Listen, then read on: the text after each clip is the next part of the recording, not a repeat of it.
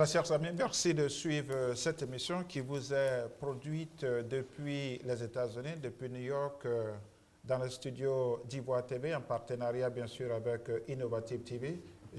Avec moi ce soir, M. Olivier Ngoran et M. Sosten Kofi, tous les deux membres du PDCI, pour parler de la constitution, de la proposition de constitution en Côte d'Ivoire. Alors, M. Olivier Ngoran, je voudrais revenir sur la Constitution. L'article 7, je vais vous donner comme ça des articles et puis vous allez faire vos analyses. L'article 7 nous dit aujourd'hui que nul ne peut être poursuivi, arrêté, gardé ou inculpé, voilà, qu'en vertu d'une loi promulguée antérieurement aux faits qui lui sont reprochés. Dans un autre alinéa, tout prévenu est innocent jusqu'à ce que prouvé coupable. L'article 12, par exemple, dit « Seul l'État, les collectivités publiques et les personnes physiques ivoiriennes peuvent accéder à la propriété foncière rurale. » Et nous avons aussi un article, par exemple, qui dit qu'à partir de maintenant, tous ceux qui prétendent être des responsables politiques en Côte d'Ivoire doivent déclarer leurs biens. Alors, est-ce que cet amendement de la Constitution ivoirienne ne donne pas, comme vous véritablement une liberté aux Ivoiriens de comprendre que la Côte d'Ivoire est un État et qu'il faut, bien sûr, comme je disais tout à l'heure, qu'il n'y a aucune constitution immuable, qu'il faut apporter ces changements pour le bien-être des Ivoiriens et de la Côte d'Ivoire. On pourrait aller davantage dans beaucoup d'articles. Voilà, vous dites, vous faites bien de citer l'article. Non, vous faites bien de citer cet article 7 qui garantit à tous les citoyens leurs droits. Vous voyez, on dit qu'on ne peut pas poursuivre une personne pour un fait antérieur. C'est fait à dessein. Vous voyez, nous connaissons cela en Afrique. Hein. Nous prenons l'exemple du président Laurent Gbagbo. Sous le président Houphouët, cet individu est sorti du pays et parce que, bon, en Côte d'Ivoire, il n'avait pas une opinion politique. Il avait une opinion politique qui était différente de celle du pouvoir. Alors, c'était le parti unique. Et il est parti. Il a été quand même président de la Côte d'Ivoire. Cet individu, c'est pas... Mais j'ai commencé par dire le président Laurent Gbagbo, s'il vous plaît. J'ai commencé par dire le président. Je voudrais, chers frères, que vous compreniez que vous êtes Ivoiriens comme moi. Vous étiez en train de dire tout à l'heure que les Ivoiriens n'ont pas le droit de s'exprimer, mais nous sommes en train de nous exprimer librement sur cette constitution. Cet individu dont j'estimais que quand même... Non, j'ai dit le président Laurent Gbagbo. Voilà, j'ai dit le président Laurent Gbagbo est sorti de la Côte d'Ivoire parce qu'il n'épousait pas. Vous voyez, aujourd'hui, cette constitution garantit à tout le monde. Si vous avez posé un acte qui n'est pas réprimé par la loi. Si vous ne tombez pas sous le coup de la loi actuellement, vous avez posé un acte antérieur, on n'a pas, la Côte d'Ivoire, l'État de Côte d'Ivoire n'a pas le droit de vous poursuivre. C'est garantir les libertés des gens, garantir le droit des gens. Maintenant, vous avez cité l'article 12. J'aime cet article particulièrement parce qu'il règle un problème essentiel en Côte d'Ivoire. Vous savez que les tueries qui ont eu la guerre que nous avons connue, vous savez qu'à l'ouest, au sud-ouest de la Côte d'Ivoire, il y a eu véritablement beaucoup de problèmes liés au foncier rural. Aujourd'hui, l'article 12 règle le problème, je me permets de le dire, de façon définitive. L'article 12 dit que seuls les Ivoiriens peuvent être propriétaires fonciers en Côte d'Ivoire. C'est dire que si vous êtes non-ivoirien, comme cela a été le cas à l'ouest de la Côte d'Ivoire, vous venez en échange de peut-être un peu d'argent ou d'une bouteille de gin et autres, comme cela se produit, on vous octroie, un propriétaire terrien vous octroie une terre pour que vous puissiez faire votre plantation et puis jouir de l'usufruit et que vos éventuels descendants se réclament propriétaires de cette terre, la loi ne reconnaît pas cela. Si vous n'êtes pas ivoirien, c'est d'abord les Ivoiriens qui sont propriétaires terriens au niveau du foncier rural. C'est une avancée notable dans la loi en Côte d'Ivoire. Vous voyez, tout ça c'est fait pour garantir aux citoyens ivoiriens leurs droits et les protéger.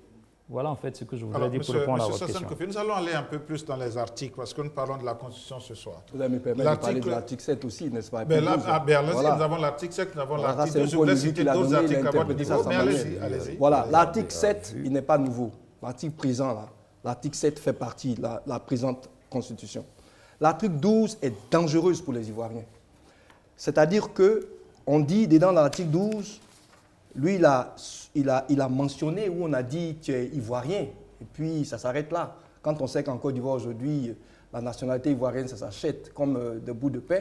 Mais ce qui est intéressant dans ça, pour dire dangereux, on dit seul l'État et les collectivités publiques. Collectivités publiques, État, c'est le pouvoir et les exécutif. personnes physiques. Oui, mais bien sûr, ça c'est... Mais il faut ajouter. Oui, mais les personnes physiques, mais ça c'est les personnes physiques. Mais je veux dire, je ne suis pas juriste, hein, c'est lui qui est juriste. Moi, je suis juriste, mais je vais vous expliquer ce que c'est. ce que je veux vous faire Ouais. comprendre, ce que je veux vous faire comprendre, c'est que l'État peut prendre une partie d'un village, peut prendre un territoire. Les collectivités qui sont, comment on dit, faites par les sénateurs, les responsables de collectivités, parce que les sénateurs représentent des collectivités, et qui sont eux-mêmes, comment on dit ça, choisis par le président de la République. Je veux dire que dans l'état actuel des choses, il y a tellement d'irrégularités dans le fonctionnement de l'État que tous ces trucs-là, c'est bon sur papier, mais il faut faire attention à l'État, seules les collectivités publiques peuvent accéder à la propriété foncière rurale est dangereuse pour les Ivoiriens, est dangereuse pour les chefs de village. Et j'estime qu'il doit être carrément modifié ou bien même, bon, comme je n'y crois pas en ce truc-là, j'estime qu'il ne doit même pas exister. C'est des choses pour s'accaparer des terres des Ivoiriens. Ils ont commencé déjà à l'ouest avec le peuple Oué, où on vous envoie des gens et qu'on débarque sur leur territoire, sur leur village, qui retournent, qui viennent, qui est occupé. C'est pour faire en sorte que les multinationales s'acquièrent nos terres. Il faut faire très attention à cet article-là. Ok, alors monsieur Olivier, je crois que l'article 35, 36 et 37 parlent aujourd'hui de plus de droits aux femmes. L'article 41 dit qu'il faut aujourd'hui déclarer ses biens conformément à la loi. Alors, est-ce que ce n'est pas vraiment des amendements à la Constitution aujourd'hui qui puissent garantir le bien-être non seulement de nos responsables, mais des Ivoiriens aujourd'hui? Parce que les droits, les femmes déjà ont plus de droits. Et si vous, monsieur Olivier, vous voulez être député certainement dans votre région, il faut déclarer vos biens, ce qui n'existait pas avant. Voilà, vous répondez, c'est-à-dire qu'en fait, dans votre question résident toujours les réponses. Vous donnez en fait les éléments. Vous savez, un test de droit doit être compris à partir de son esprit. Tout test de droit traduit un esprit.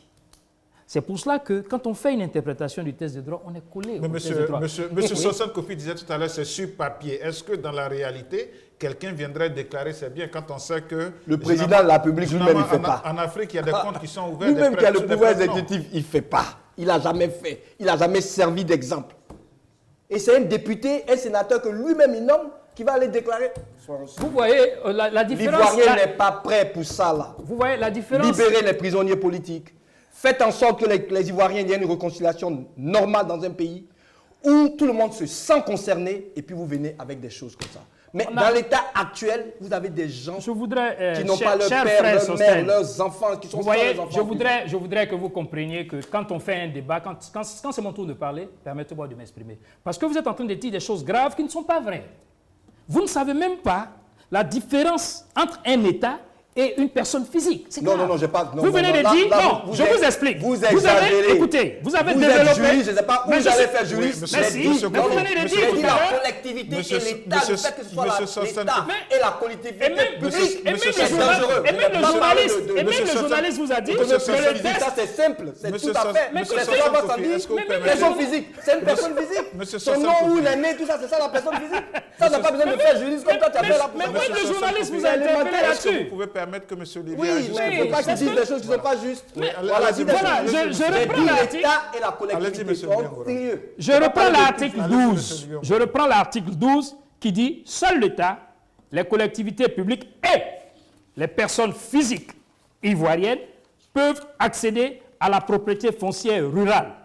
Les droits acquis sont garantis. » C'est-à-dire le test est clair. Il faut éviter de faire de la spéculation. Non, je n'ai pas fait de S'il spéculation. vous plaît, permettez qu'on puisse discuter. Permettez qu'on puisse discuter. Vous savez l'objectif d'une discussion. Nous tirons vers la fin de cette émission. J'ai une question à vous poser, donc vous permettez que monsieur... Parce que nous allons aussi parler tout à l'heure du problème du vice-président. Voilà. Je ne m'attarde pas là-dessus, parce que j'ai lu le test de droit et bon, les Ivoiriens vont interpréter cela. Bon. Je voudrais répondre à votre question. Monsieur. Vous parlez de les tests, la nouvelle Constitution garantit le droit des femmes. Mais c'est une avancée. Oui, c'est une avancée terrible.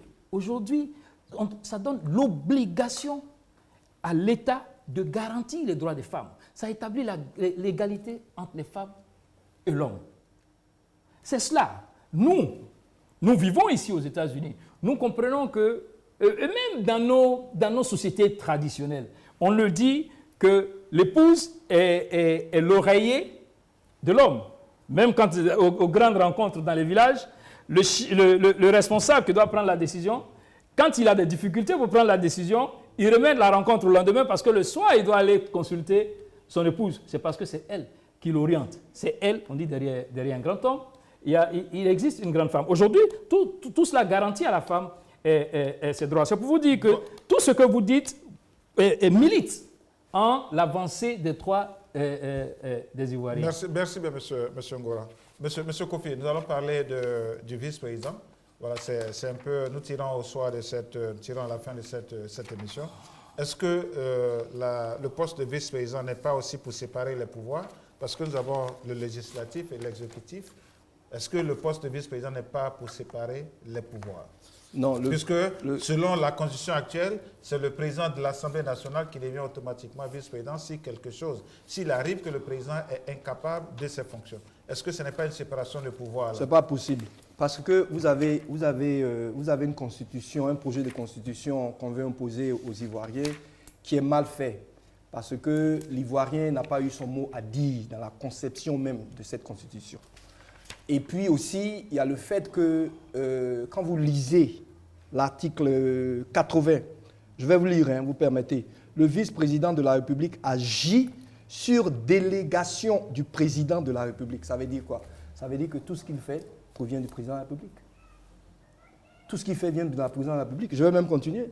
Le vice-président de la République supplée le président de la République lorsque celui-ci est hors du territoire. Ce que tous les ministres, tous les gars font là-bas. Mais c'est ce que nous constatons. Donc, ce que je veux dire, c'est Joe Biden qui... Non, l'administration américaine n'est pas la même. Il ne faut pas confondre ça avec le conneries qu'on fait chez nous.